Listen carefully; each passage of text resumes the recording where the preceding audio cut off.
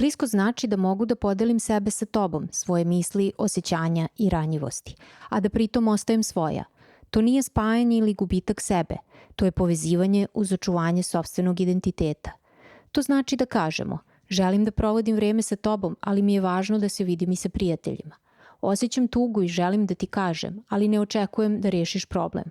Volim te i podržavam tvoje hobije, iako nisu moji. Bliskost je prostor gde ja i ti mogu da koegzistiraju, bez da jedno dominira nad drugim.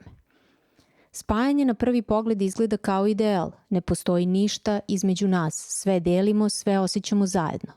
Ali u praksi spajanje briše razlike, granice nestaju, a osjećaji, misli i potrebe postaju naše, bez prostora da budu i tvoje i moje. U spajanju kažemo, osjećam tvoju tugu kao svoju i moram da je rešim umesto tebe.